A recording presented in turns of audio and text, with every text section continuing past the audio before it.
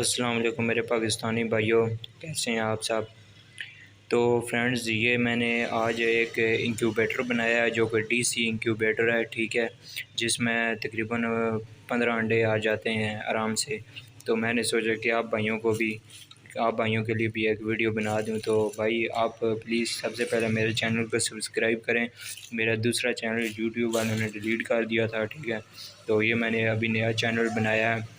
تو یہ fancy birds ہو ان کی بیماریوں کے حوالے سے، اور یہ انڈوں سے بچے نکلوانے والی مشینوں وغیرہ ہر قسم کی میں ویڈیو بناتا ہوں، ٹھیک ہے۔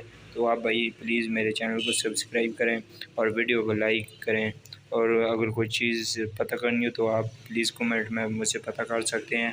تو یہ میں نے ایک چھوٹا سا ڈی سی انکیوبیٹر بنایا ہے جس میں نے 1209 یہ ٹمپریچر کنٹرولر ہے اس کا یوز کیا ہے، ٹھیک ہے، اور ایک میٹر ہے ہیومیڈیٹی میٹر اور ٹمپریچر کنٹرولر میٹر، ان کے اوپر بھی میں مزید ویڈیو بناؤں گا کہ ان کی یہ جو وائرنگ ہے یہ آپ نے کس طرح سے کرنی ہے، یہ میں ایک الگ ویڈیو بناؤں گا، ٹھیک ہے۔ تو یہ میں صرف ویڈیو آپ بھائیوں کو یہ انکیوبیٹر دکھانے کے لیے بنا رہا ہوں کہ آپ اس طرح سے چھوٹا سا انکیوبیٹر گھر میں بنا سکتے ہیں، کس طرح سے بنا سکتے ہیں۔ تو میں یہ آپ کو کھول کے بتاتا ہوں، دکھاتا ہوں۔ یہ آرام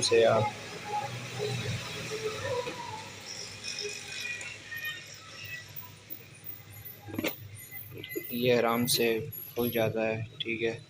تو یہ دیکھیں، یہ ابھی میں نے اسٹارٹ کیا ہے، ٹھیک ہے۔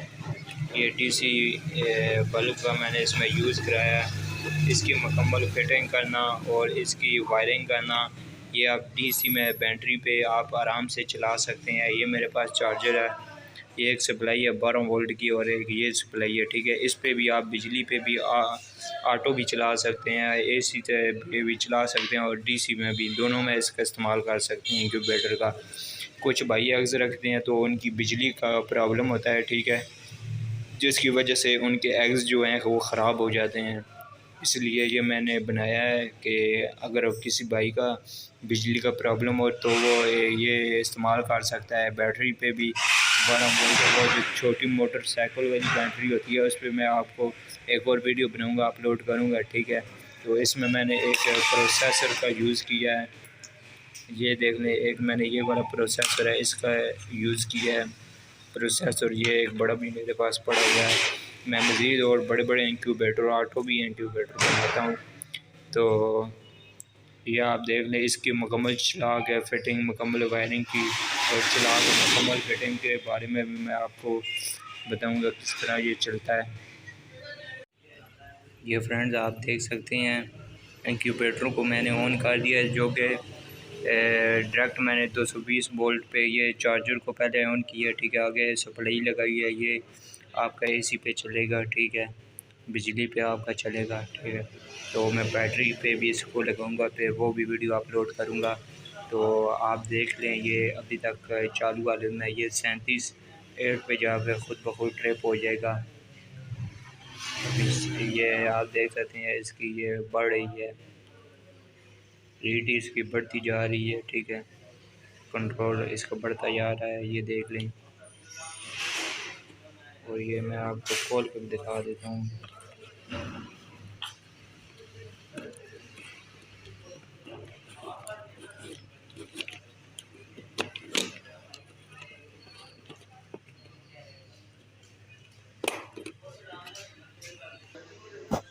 یہ دیکھیں فرینڈز، یہ 38 پہ جا کے ٹرپ ہو گیا ہے۔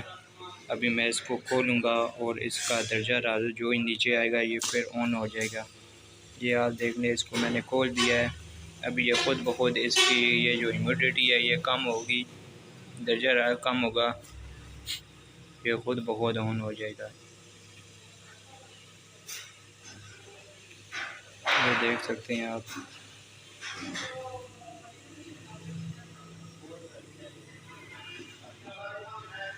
اس کا ٹمپریچر خود بخود نیچے آ جائے گا۔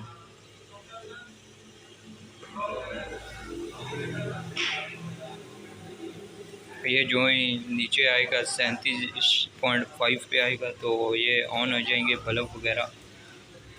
اس کے یہ میں اس کے سینسر کو باہر کرتا ہوں تاکہ جلدی اس کا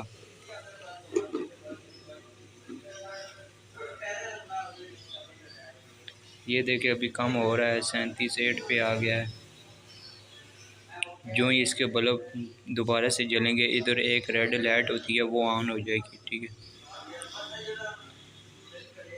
یہ 37.8 پہ آ گیا ہے، یہ 37.5 یا 6 پہ آئے گا تو یہ خود بخود بلب آن ہو جائیں گے، ٹھیک ہے۔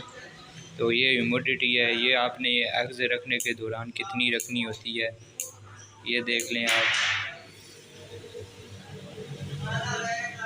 37 پہ آ گئی، یہ خود بخود بلب چل گئے ہیں، آن ہو گیا ہے، ٹھیک ہے۔ تو اگر آپ بھائیوں کو میری ویڈیو پسند آئی تو پلیز آپ بھائی لائک کریں، ٹھیک ہے، میرے چینل کو سبسکرائب کریں۔ میں مزید آنے والی نئی ویڈیو لاؤں گا اور مختلف مرغوں کی مختلف بیماریوں پہ، برڈز کی بیماریوں پہ، فینسی برڈز بھی آپ کو ان کو بھی شو کراؤں گا۔ تو چلتے ہیں اپنی اگلی ویڈیو میں، تب تک کے لیے اللہ حافظ۔